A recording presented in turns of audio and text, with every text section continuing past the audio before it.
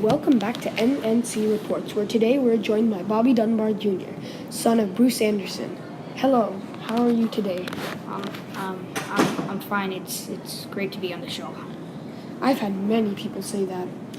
Now, it's been said that your name is misleading. What does society mean by this? They mean that I'm actually not a Dunbar, but I'm an Anderson. My father, he's always wondered, am I an Anderson?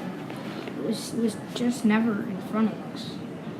But I always knew he was wondering because he was not very good at concealing the many emotions he quote unquote had to hide.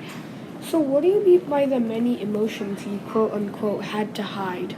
I mean, it wasn't something we really ever discussed. The items we had at home were just newspapers and etc. But I knew deep down that my dad was always wondering on whether he was an Anderson or a Dunbar. So how did this all occur, the confusion on being a Dunbar or an Anderson? As I know it started when Bobby Dunbar was 4 years old.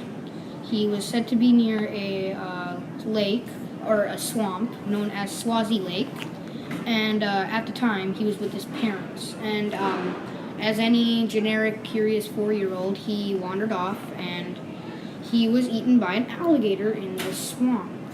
My father, he was just on a vacation with Mr. Walters, a very close friend of my grandma, which was Miss Julia Anderson.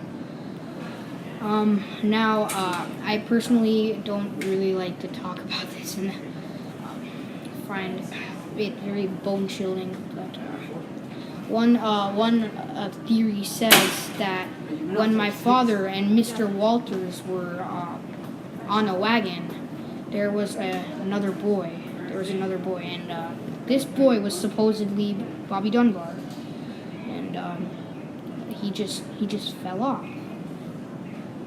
So, is this what happened to the real Bobby Dunbar? He just sort of died?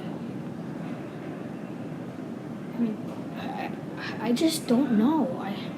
It's just so depressing to think about all of this. I mean, for me to be a Dunbar and suddenly take a turn and become an Anderson, I mean, I don't know. Yeah. So, how did your father exactly even end up with the Dunbars in the first place? The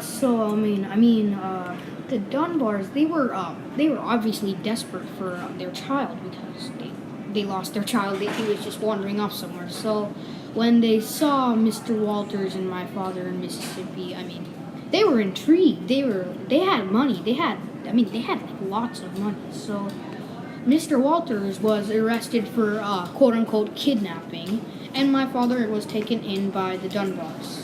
And as you know, he was renamed as Bobby Dunbar, even though he was Bruce Anderson. So when society pressured them to believe that he was a Dunbar, they just believed it even more. They believed it, even though my grandma, actually, I don't even know anymore if she is my grandma or not, but Leslie Dunbar could actually tell that this was not her son. Wow, I mean, this must be quite a bit to take in. I mean, this must be a very troubling time for you. So, how is it really confirmed that you and your father were Andersons all along? My daughter, she's a very intelligent girl. Her name is Margaret Dunbar, and she recommended the idea of a DNA test to figure out if we were Andersons, and obviously the results were positive towards the Andersons, and that Bobby Dunbar was actually Bruce Anderson all along. So, I mean, how did the rest of your family react to these results? Unfortunately, the Dunbars reacted in a very negative way. It was horrible. The whole family relationships and heritage, it was completely torn apart.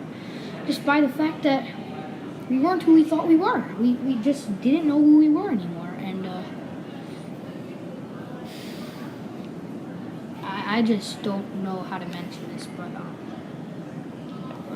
my grandfather, Percy Dunbar, he was very emotionally mixed. He was interacting with multiple women and stabbed a man because of the fact that he was just so troubled. And what about the Andersons? I mean, they were very welcoming and were very kind to us. They were a part of our family all along. Well, this must be troubling times, and I'm very sorry for all this complex mix and mashup going on. Thank you for being on the show, and I hope this settles in soon enough. Thank you for having me on this recording.